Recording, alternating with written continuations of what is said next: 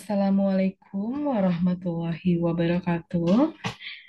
Perkenalkan, nama saya Kisah Centini Hasanuddin dari Prodi Manajemen dengan NIM 289235080 dengan dosen pengampu Bapak Hendra Permadi. Di sini saya akan mempresentasikan yaitu salah satu tugas UTS dengan judul Manajemen Logistik.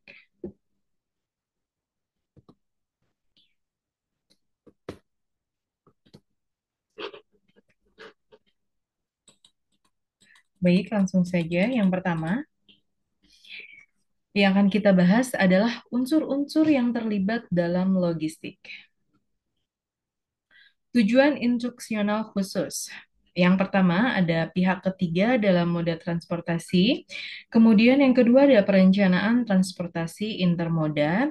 Yang ketiga keuangan pendukung kegiatan logistik. Kemudian pihak ketiga dalam moda transportasi. Perdagangan bebas antar negara membuat pergerakan barang, orang, informasi, dan modal semakin cepat. Kondisi ini meningkatkan kebutuhan akan layanan transportasi yang efisien. Banyak perusahaan logistik bersaing dalam hal biaya, layanan, dan cakupan wilayah.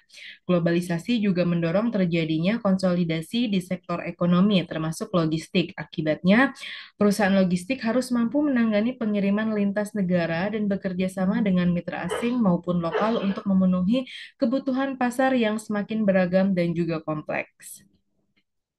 Dua pihak dalam kegiatan transportasi produk. Yang pertama ada shipper, yaitu pengirim, yaitu perusahaan atau pihak yang menghasilkan produk dan memerlukan jasa transportasi untuk mengirimkan barang ke pasar tujuan. Karena alasan tertentu, mereka tidak melakukan pengiriman sendiri dan tidak memiliki armada transportasi. Carrier atau pengangkut, yaitu perusahaan yang memiliki dan mengoperasikan armada transportasi untuk mengangkut barang milik shipper ke tujuan. Kemudian selanjutnya ada pihak ketiga. Pihak ketiga dalam transportasi adalah perusahaan jasa yang membantu memenuhi kebutuhan pengiriman barang milik shipper, terutama ketika shipper tidak memiliki armada sendiri karena pengangkutan bukan bagian dari bisnis utamanya. Peran pihak ketiga ini seperti perantara yang menghubungkan antara pemilik barang shipper dengan perusahaan pengangkut yaitu carrier. Meski tidak memiliki sarana transportasi sendiri, mereka memiliki akses informasi yang luas tentang berbagai perusahaan angkutan sehingga tetap mampu melayani kebutuhan pengiriman. Tipe perusahaan transportasi pihak ketiga yaitu pemasaran antar moda shipper agent merupakan pihak yang mengelola layanan pengiriman barang dengan sistem trailer on flat car atau container on flat car TOVC COFC. Mereka membeli layanan pengiriman dalam jumlah besar untuk mendapatkan harga diskon, lalu menjual kembali dalam skala kecil kepada shipper dengan harga yang lebih tinggi. Fokus utamanya adalah efisiensi biaya dan spesialisasi dalam penggunaan moda transportasi campuran. Penyedia jasa logistik pihak ketiga yaitu 3PL pihak logistik. Perusahaan ini menangani seluruh aktivitas logistik sebuah perusahaan mulai dari transportasi, pergudangan hingga pengurusan bea cukai. Mereka menjadi mitra strategis perusahaan yang ingin fokus pada bisnis intinya dan menyerahkan seluruh proses logistik pada pihak lain. Perantara transportasi atau yang biasa kita kenal dan sering kita dengar itu broker adalah pihak ketiga yang membantu mengatur pengiriman barang antara pengirim dan perusahaan angkutan. Mereka tidak memiliki armada sendiri dan hanya menggunakan satu jenis moda transportasi. Nah, peran broker ini biasanya dibutuhkan ketika perusahaan mengirim tidak memiliki bagian khusus yang mengurus transportasi. Jasa titipan yaitu freight forward adalah perusahaan yang secara langsung menangani pengiriman barang dari pengiriman ke penerima. Mereka bisa memiliki armada sendiri dan mampu mengatur pengiriman dengan berbagai jenis moda transportasi, baik domestik maupun internasional. Asosiasi para shipper selanjutnya yaitu merupakan kerjasama non-profit antar perusahaan pengirim barang shipper yang bertujuan untuk menggabungkan pengiriman dalam skala kecil menjadi satu pengiriman besar menggunakan alat angkut seperti truk atau kereta api. Layanan ini hanya berlaku untuk anggotanya dan secara operasional mirip dengan jasa titipan meskipun secara regulasi berbeda karena berbasis asosiasi dan bukan bisnis komersial. Selanjutnya, di sini ada perencanaan transportasi intermoda. Perencanaan transportasi intermoda adalah proses perencanaan yang bertujuan untuk mengintegrasikan berbagai moda transportasi seperti darat, darat, laut, dan udara untuk meningkatkan efisiensi dan efektivitas sistem transportasi. Mungkin di sini juga banyak teman-teman ada yang em, mm, berpengalaman atau mungkin pernah bekerja di suatu bidang pengiriman atau mungkin kurir atau mungkin suatu jasa kirim. Nah, ini mungkin salah satu perencanaan yang dimana mungkin beberapa pihak sudah mengerti alur jalurnya sehingga moda transportasi ini bisa berjalan dengan baik dan tidak ada hambatan di tengah perjalanan, sehingga menimbulkan adanya kerugian dari salah satu pihak. Nah, kemudian untuk tujuan perencanaan transportasi intermoda ini, yang pertama ada meningkatkan efisiensi, mengurangi waktu perjalanan dan biaya transportasi dengan menggunakan moda transportasi yang paling efektif. Dua, mengurangi kemacetan. Ya, kalau mengurangi kemacetan mungkin pasti iya, karena kita tidak perlu langsung terjun untuk pengiriman. Nah, kita bisa langsung melalui akses, mungkin saat ini sudah sangat fleksibel dan juga sangat mudah. Kita hanya cukup di rumah, tolong mungkin bisa dalam suatu jasa itu nama pengirim bisa antar jemput seperti itu. Jadi memang untuk dunia sekarang saat ini sangat-sangat dimudahkan fleksibel itu. Nah, kemudian untuk tiga, meningkatkan keselamatan, mengurangi risiko kecelakaan dengan moda transportasi yang lebih aman. Yang keempat, mengurangi dampak lingkungan. Mengurangi dampak lingkungan ini dengan menggunakan moda transportasi lebih ramah lingkungan ya. Pastinya tentunya kita tidak perlu keluar lagi bensin atau kita perlu capek-capek tenaga untuk nyetir atau kirim barang gitu seperti itu. Jadi sangat mengurangi resiko yang terjadi ketika kita berada dalam perjalanan. Selanjutnya, yaitu ada komponen perencanaan transportasi intermoda, menganalisis kebutuhan transportasi dan mengidentifikasi moda transportasi yang paling efektif, mengembangkan infrastruktur transportasi yang mendukung sistem intermoda. Pengelolaan operasional sistem transportasi ini memastikan efisiensi dan efektivitas.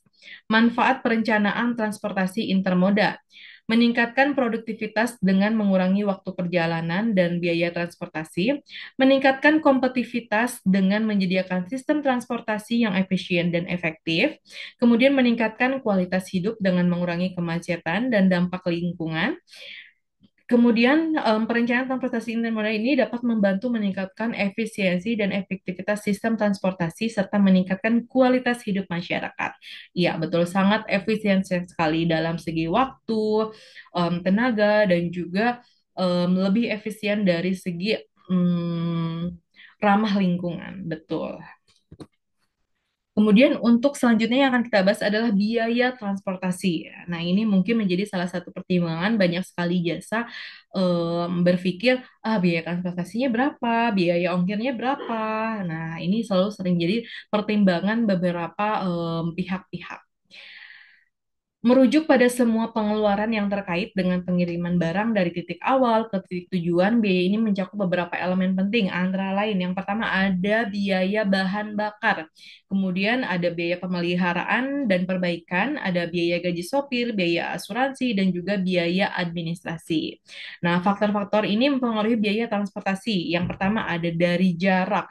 Jarak ini kita harus mempertimbangkan semakin jarak transportasi jauh, maka semakin besar juga biaya yang akan kita keluarkan. Kemudian untuk beratnya.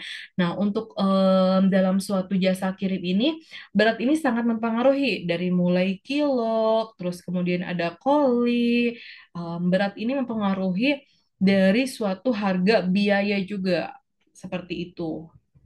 Kemudian untuk densitas, jadi semakin tinggi densitas barang, maka semakin rendah biaya transportasi per unitnya. Selanjutnya yaitu ada keuangan untuk kegiatan logistik. Yang pertama yang akan kita bahas di sini adalah biaya logistik. Biaya yang terkait dengan pengadaan, penyimpanan, dan pengiriman barang seperti biaya transportasi, biaya gudang, dan biaya penanganan. Itu yang dimaksud dengan biaya logistik ya, teman-teman. Kemudian yang kedua ada investasi logistik, investasi dalam infrastruktur logistik seperti gudang, kendaraan, dan teknologi informasi untuk meningkatkan efisiensi dan efektivitas operasional logistik. Kemudian yang ketiga ada pendanaan logistik, sumber pendanaan untuk mendukung operasional logistik seperti pinjaman bank, leasing, atau pendanaan internal perusahaan. Nah, yang keempat, ada manajemen kas, pengelolaan kas yang efektif untuk memastikan bahwa perusahaan memiliki cukup dana untuk mendukung operasional logistik. Dan yang kelima, ada analisis biaya manfaat, analisis yang dilakukan untuk menentukan apakah investasi logistik akan memberikan manfaat yang lebih besar daripada biayanya.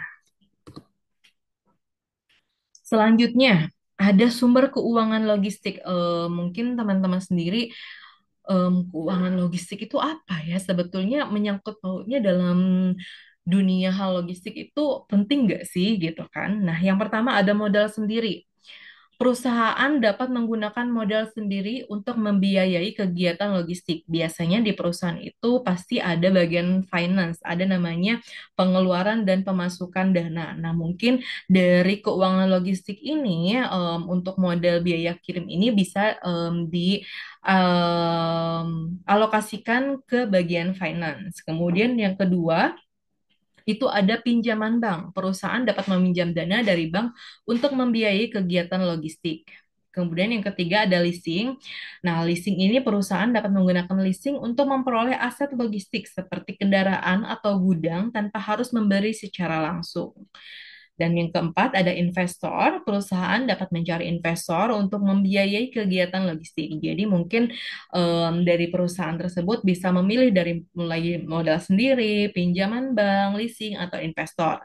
Nah, dari keempat ini jika seandainya ditekankan dari biaya logistik, mungkin lebih memilih modal sendiri, lalu kemudian kita manfaatkan sumber manusia yang ada, seperti itu.